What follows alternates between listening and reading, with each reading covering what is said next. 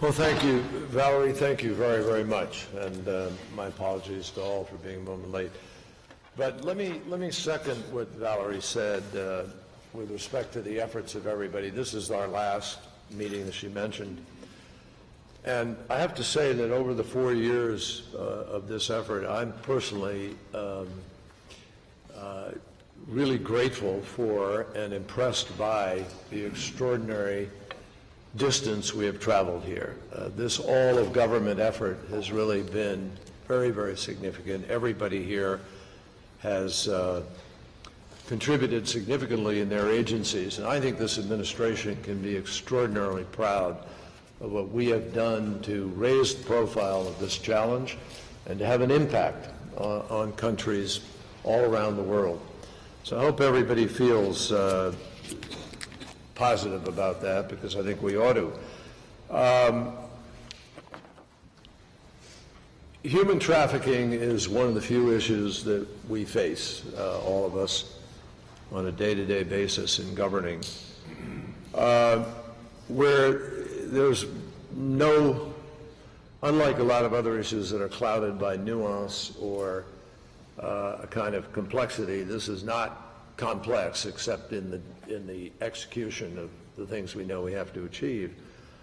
And there certainly is no nuance whatsoever. There's a moral clarity here that's as firm as you could have on any kind of issue. And needless to say, the notion of modern-day slavery is one that touches everybody's conscience, and it is one of just fundamental, basic human decency. So I think that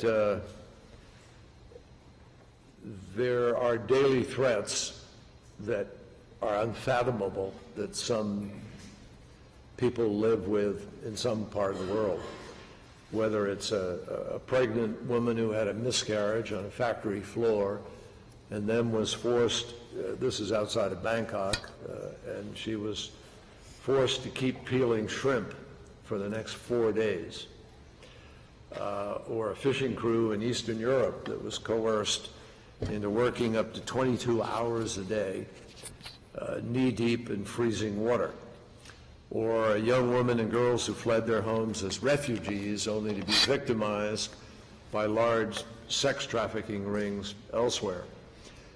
Stories like these are common. They're the everyday stories, unfortunately, and the moral urgency of addressing this issue is what has spurred everybody around this table and a lot of people who aren't here today to action.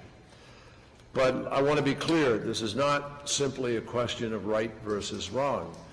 It's in our strategic interest as well to ensure that this fight is a priority of our foreign policy. And the fact is that human trafficking is a multi-billion-dollar criminal enterprise. It's assault on human rights, and it's a threat to global stability. It undermines the rule of law, it breeds corruption, it spreads disease, it widens the gap between the haves and the have-nots, and it tears whole families apart.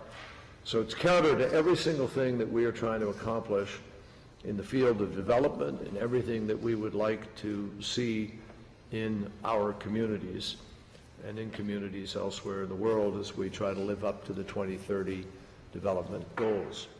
So we all have an interest in succeeding, in winning this battle, and in making sure that the perpetrators of these crimes are brought to justice. So I think that this administration, as I said earlier, has done an exceptional job of creating the urgency around this issue that it deserves. President Obama issued a critical executive order to ensure that no federal contract contributes in any way to human trafficking.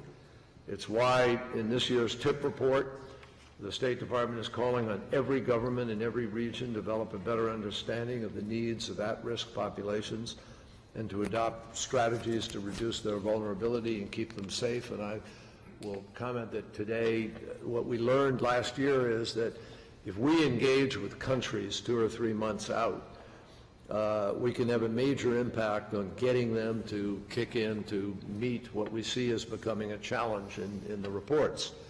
And today I urged everybody to begin that process with the next administration promptly in January and February so that we double our effort to get ahead of that curve. We're gearing up now to implement the recommendations of the Advisory Council's first annual report, which called for improved outreach on prevention and victim identification. And last month at our Ocean Conference, the State Department committed to invest more time and money than ever before in fighting forced labor in rogue elements of the worldwide fishing industry. So the bottom line is we've been making steady progress to drawing attention to the crime of trafficking. We're mobilizing resources unprecedented to fight it.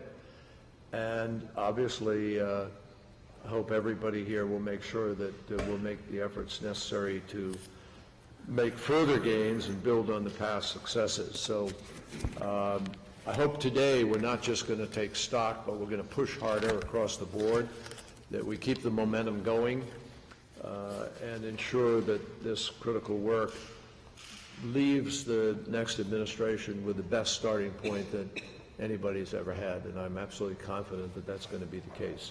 So thank you. And with that, I think we turn now to Susan Coppage to give us a update on the work of the Senior Policy Operating Group.